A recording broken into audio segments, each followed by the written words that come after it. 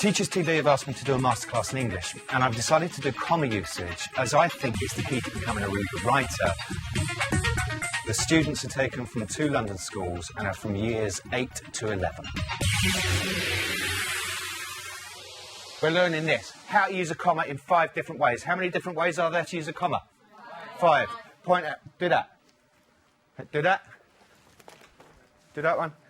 How many different ways to use a comma? 5. Well done, good stuff. Could you grab either a cushion, a beanbag or a seat and find a space somewhere, anywhere, at random, around? Yeah.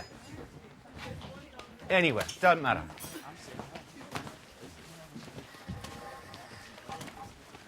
You've got to be able to, that's great, Dylan. You've got to be able to tap your foot on the floor. Can I hear you tapping?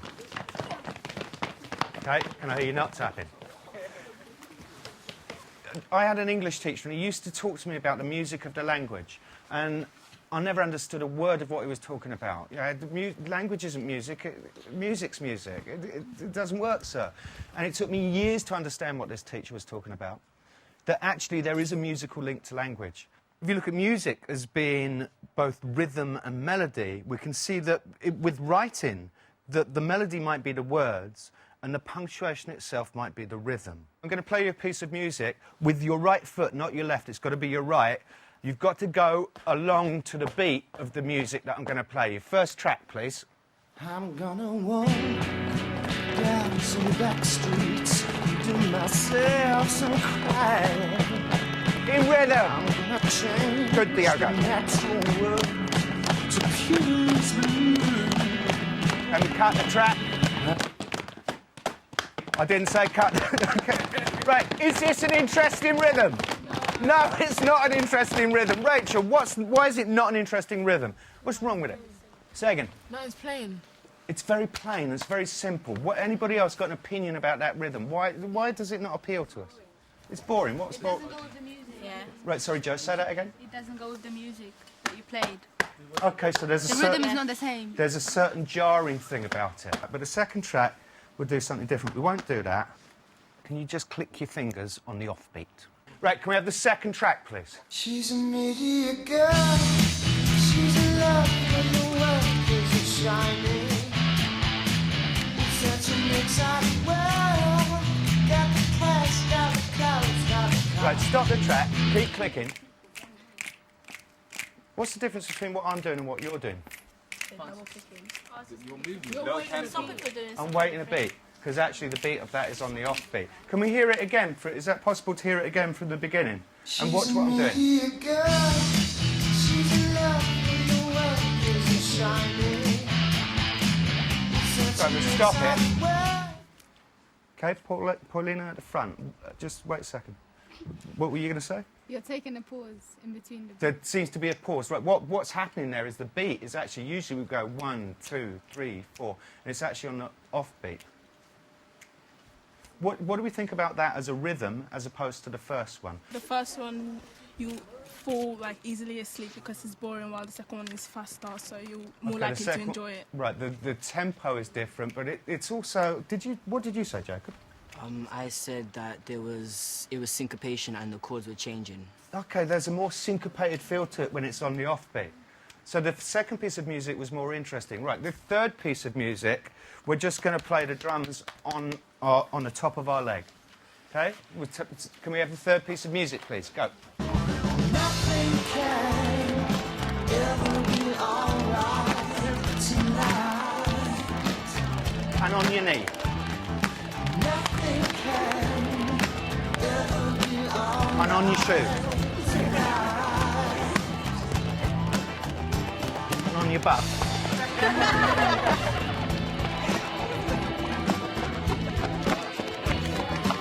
And on your inside calf. Good. OK, we'll stop it. Right, rhythm is vitally important in a piece of music. And this English teacher of mine that was telling me that language is music, actually I started to see his point. Now, if music is a combination of melody and rhythm, then actually you can apply that to a piece of writing. Now, if the words are the melody in a piece of writing, what provides the rhythm? Well, yes, Jacob, sorry, mate. Punctuation. Yeah, the punctuation provides the rhythm. Now, if we think about that first track going bosh, bosh, bosh, bosh, bosh, that's a piece of writing with perhaps only full stops in it. If we think about the second one, it was just slightly more sophisticated. That's a piece of writing with full stops and commas. Actually, the third one had loads of syncopated rhythms going, and that's a piece of writing with a full range of punctuation. Now, the issue with using a full range of punctuation is you can't use it unless you know how the things go. And the most difficult one, and it's got 5 different ways you use it, is the comma. Let's have a look at what happens when you don't have punctuation. Right, this is a Shakespeare speech without any punctuation in it. You should have the speech in your packs. Is this a dagger which I see before me, the handle towards my hand, can let me clutch thee, I have thee not, and yet I see thee still, art thou not fatal, visual, and sensible to feeling as to sight, or art thou but a dagger of the mind of false creation, proceeding from the heat of breast brain, I see thee yet in form as palpable as this, which I now draw, thou marshalest me the way I was going, and such an instrument I was to use mine eyes. You get a point. It's, without the punctuation, there's no meaning. And punctuation came about as instructions for actors to tell them when to take a pause and how to take a pause. Diogo, could you give us your rendition of the dagger speech without any punctuation as quick as you possibly can? Superstar. In this dagger which I see before me, in the handle towards my hand, come let me declare. Let's have a look at this poem. So without punctuation, there's no meaning, there's no rhythm. And let's do something here where, if you have a look at it, where you see a comma, you do 1 clap. Where you see a full stop, 1, 2, 3, 4. Where you see a semicolon, it's 1, 2. Here we go. The stops point out with truth. The time of the pause a sentence doth require at every clause. 1, 2, 3, 4. At every comma, stop while 1 you count. A semicolon, 2 is the amount. A colon doth require the time of 3. The period 4, as learned men agree. So this is giving you direct instructions, and this may have been something that you learnt in primary school about how to use a comma. That it actually tells you to take a pause. Is that correct? It doesn't seem that punctuation should be done with counts and stuff, so it doesn't seem right. Well, it certainly doesn't seem to tell you where to put the things, because that's not how you write. You're not writing and going, oh, yeah, I'll take a pause here, and I'll put a comma. I'll take a pause here. There's actually a system of rules. Okay? And the issue that we've got in education is that these have got rules as where to put them, and nobody ever really teaches you those rules. What is the one rule of the comma that we all, pretty well all of us, learned in primary schools? Uche. You pause. Pause. Would you like to go a little bit further than that, Uche? What do you mean? Like, you don't read it as one sentence. Like, when you get to the comma, you take a breath. Is that telling you where you put them? I don't think so. Is it telling you? Is it giving you instructions as a reader or as a writer? Girls, what do you? As a reader. How can you tell that? Because when you're reading it, It's easy for it's you. how you read it, not how you write it. Yeah. So those instructions are actually correct, but they're instructions to the reader. And the issue that we sometimes teachers is we tell you these as if they're instructions to the writer. They're not. The writer needs to know exactly where you put the comma, because if the writer doesn't know the rules, the commas are going to be in the wrong places and the pauses are going to be in the wrong places, and crucially, the music is not going to work. First way to use a comma, not to create a pause. Your primary school teachers, have you taught you this? You do know it. You use a comma to separate what? Words in a list. Yeah, words in a list. Could you sit in a semicircle, please, like that?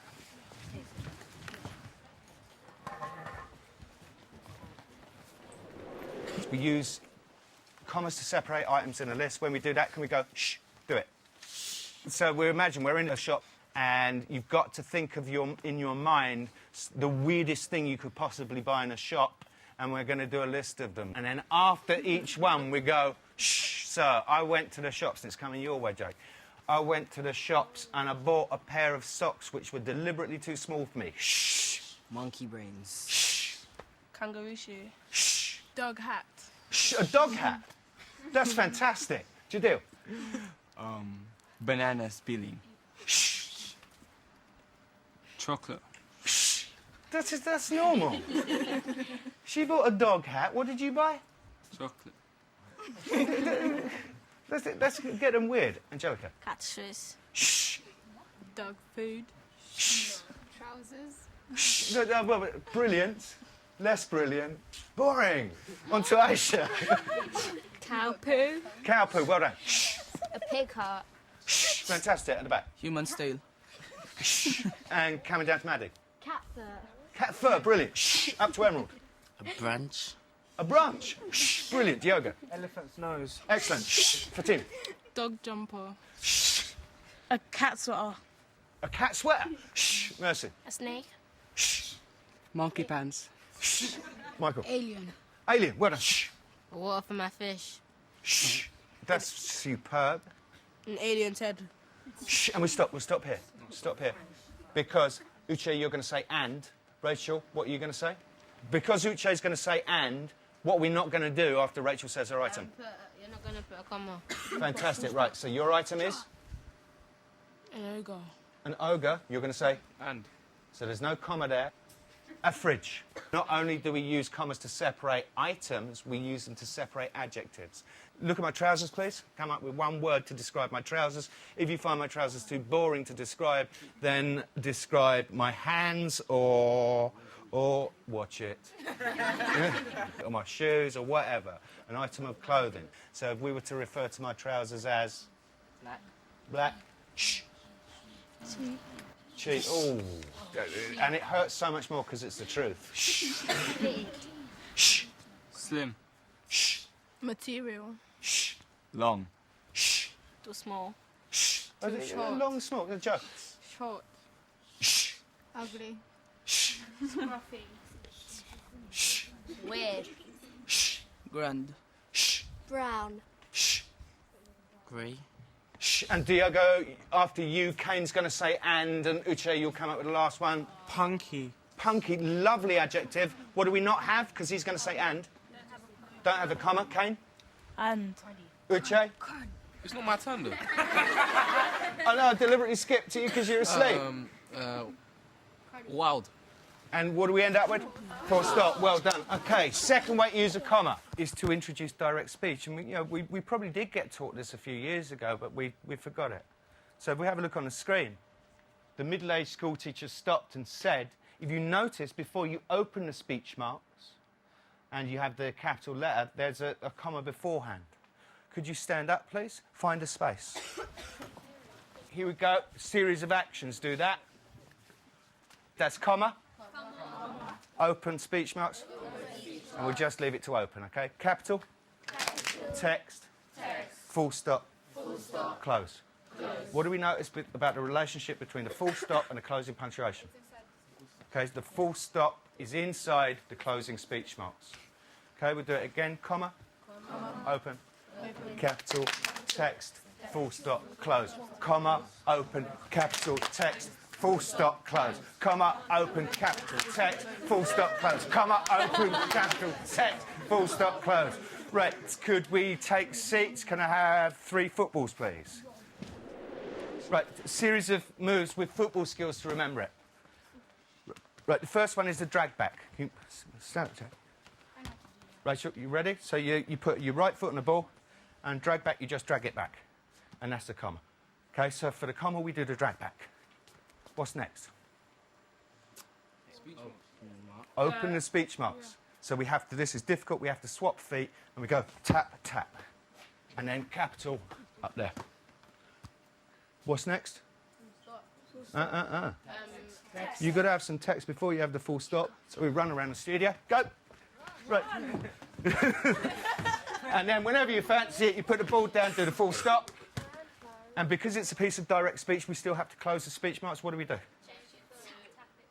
Tap it twice with what foot? No, because it's, if you think, I did it, tap, tap with the left first, so we should be doing it with the left. It's with the right, tap, tap. Uche? Let's just rehearse it down a little bit. Uche, if you come in the middle a bit more, Matt. So we practice the comma. Okay, open the speech marks. You're a little bit slower than him. Because you wasn't paying attention again. Then what do we do next? Capital letter. Capital letter. Text for run around. Anytime you like, stop and full stop. And then what do we do finally? Well done. Okay, let's do it all together. Comma. Open the speech marks. Capital. Text. Full stop. Close the speech marks. Fantastic, well done. That's the second way of using a comma. Take seats, and I'll have one of those calls myself. Jake, can I take?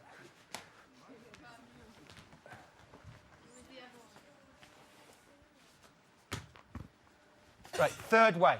You use commas when you join two sentences together.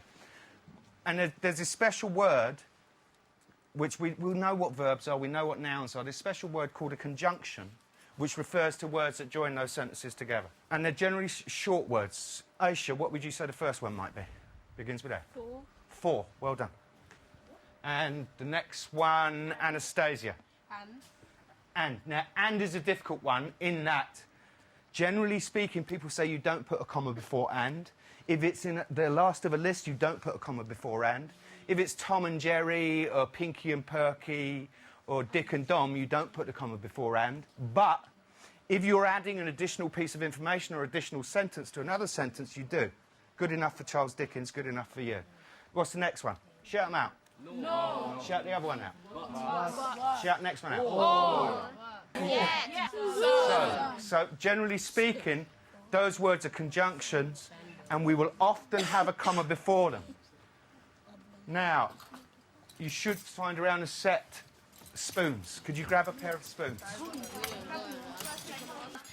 You put your index finger in between them, your middle finger on top, and your thumb on the bottom. Ba ba ba da ba da. Da da da. So we join those two together. Ba ba ba da ba da ba ba ba. Fantastic, perfect. Right, I think this is the most important piece of information you don't learn at school quite often. That you use commas before conjunctions, commas before connectives and joining words. And the song is in the style of a Cockney pub singer. And you have to, in the style of a Cockney pub singer, sing it with ah at the end. So I'm going to sing it at you, and you sing it back at me with ah at the end. And then we'll bring in a ba ba ba da ba da ba ba ba. Right, we'll just do the first line. Commas before connectives ah. Perfect. The boys in green, they got it. Okay. You sing it back first and then go ba ba ba da ba da ba ba ba. Here we go. Commas before connectives ah. Commas before connectives ah. Ba ba ba da ba da. Brilliant. It is the golden rule ah. It is the golden rule ah. Ba ba ba da. If you don't put a comma before because ah. If you don't put a comma before because ah. Then you're a blinking fool. Fantastic, well done. And the next bit of it goes.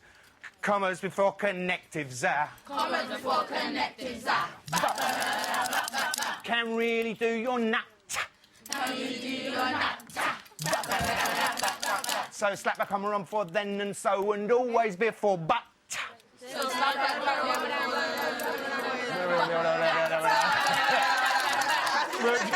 We'll try and bring it back. Right, don't do the spoons, just do singing back to me. So slap a comma on na. So slap a comma on na. So slap a comma on for then and so So slap a comma on before then and so slap a comma on for then and so and always before but. So slap a comma on before then and so always and before but. Fantastic over there, totally on the beat. What's the golden rule? Commas before connectives. What kind of fool are if you don't put a comma before? Blinking. Let me finish the question. What kind of fool are if you don't put a comma before whereas? Blinking. What kind of fool are if you don't put a comma before whilst? Same thing. What word must you always put a comma before?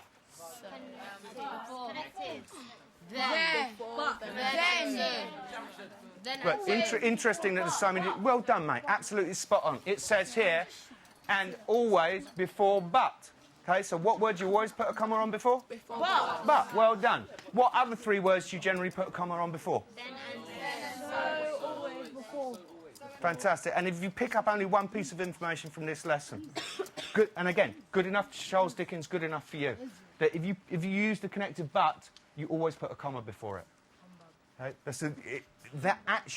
That technique, putting commas before connectives, Micah, is good enough to move you up a whole level in writing, whole national curriculum level. Right, the 4th way of using the comma, let's go back over the 3. You use them to separate items in lists, you use them to open direct speech, you use them before connectives or conjunctions. Is after an adverbial start. Anybody know anything about adverbs? Jadil, do you know, could you tell me perhaps what an adverb is? A word that describes a verb.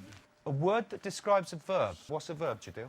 A doing word. So it's a word that describes a doing word. Yes. So, if a doing word is walking, how am I walking? Slowly. I'm walking slowly. How else? Sloppy. Sloppily. Diogo, how am I walking? Clumsy. Clumsily, drunkenly, limply. Okay. What do all those words have at the end of them? Yeah. And a lot of primary school practitioners will describe these as ly starters. If you start a sentence with an ly word, you slap a comma on after it. That's just to give you a sense of the variety and the number of ly words there are. I'm going to ask you, could you just moan at me? Go on. Right, I'm going to give you a series of words. I want you to moan in the manner of that word. Right, could you moan reluctantly? Good. Moan repeatedly.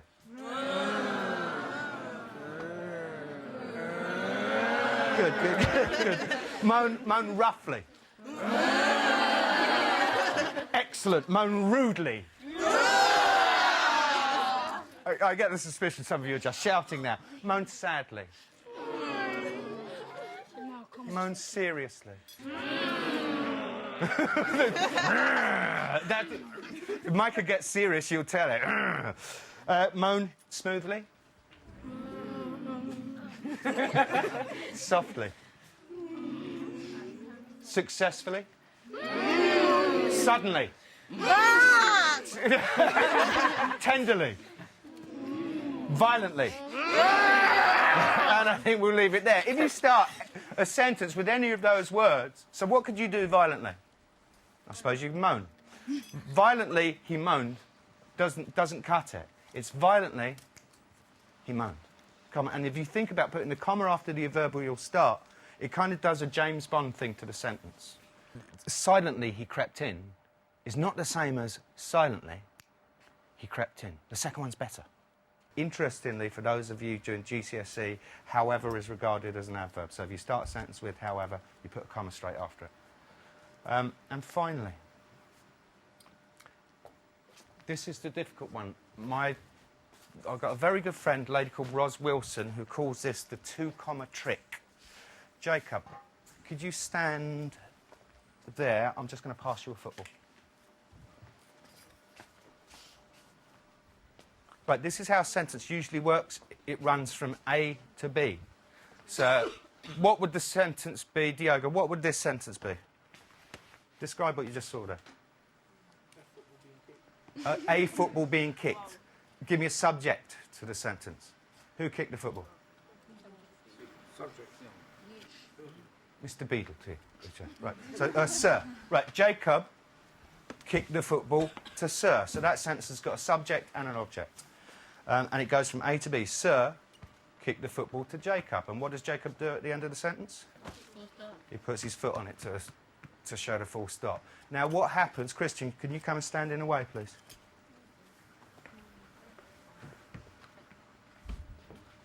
Right, what happens if there's an obstacle in the way? It's a good answer. Comma is a good answer. But look what happens. I'm just going to try and do the same sentence. So this is, Sir passes to Jacob.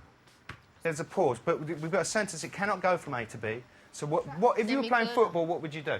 Pass it. Go round him. You'd go around it, like that, yeah? Alternatively, what else might you do? Lob him. Lob him. Barge him, push him. Anastasia, could you come and stand there? Yeah, simple football would pass it, wouldn't they? So we've got Sir. I can't get it to Jacob. So we do a comma. So, sir, comma, cleverly avoiding the defender and completely missing Anastasia also I can. Don't watch it as it goes past. Stop it. Okay. So, sir, comma, cleverly avoiding the defender. And what do we put there? It's a 2 comma trick. Semicolon. It's a 2 comma trick. We've already had 1 comma to suit 2. So, comma, Anastasia. So, drag back, no, and then you pass on to Jacob. And we can do it back to front. So, Jacob, comma, so do the drag back. Cleverly avoiding the defender, comma, drag back, passes to sir. Okay, take a seat. For want of any real grammatical knowledge, my friend calls it the 2 comma trick. I would call it an embedded clause. Why would you call that an embedded clause? Because there's a phrase in 2 commas, in between. There's a phrase within the 2 commas, in between the 2 commas. How does that relate to it being embedded? Because it's embedded in the 2 commas. Okay, so the phrase itself is embedded in the 2 commas, or alternatively, actually, you're totally right. It's embedded within a sentence. That we had a sentence, Sir passes to Jacob, and it was like that, but we put an additional piece of material into it. So it went from Sir passes to Jacob to Sir, cleverly avoiding the defender, and that goes in there, passes to Jacob. Right, and just to sum up, this is what we attempted to learn this lesson, whether we managed to do it or not. We were looking at using a comma in 5 different ways. And the 5 different ways are to separate items in lists, which includes lists of adjectives. So if you have 2 adjectives before a noun, okay, he was wearing smelly starched trousers, you use a comma to separate the adjectives. Use commas before you open direct speech. And crucially, this is a piece of information a lot of people don't know, that you put the closing speech marks around the closing full stop or comma. Use commas before connectives. If you use the connective but, you always put a comma before it. What is the 4th way of using a comma? Can anybody tell me what the 4th one is? After an adverbial start. So if you start a sentence with an ly word, you put a comma immediately afterwards. And the 5th one, the most difficult, is an embedded clause. Which one of those 5 do I think is the most important and the one that will radically improve your writing if you use it? Embedded. Strangely enough, yeah, the embedded clause is very, very difficult to do. It will lift you up to being, if you use an embedded clause well, you become an A-grade writer. In order to make sure that you're a C-grade writer, which is the one that you have to use? That's the body. That won't make you a C-grade writer. Before connective. The Joe again? The one before connective. Yeah, it's the commas before connectives. If you can get into the habit of routinely putting commas before connectives or commas before conjunction, accepting Rachel's point about if you're using the connective and, I went to the shops and I bought a bottle of milk, that doesn't have a comma before it. But commas before connectives, in terms of writing, it really is the golden rule. Right, can you give yourselves a round of applause? You've done well.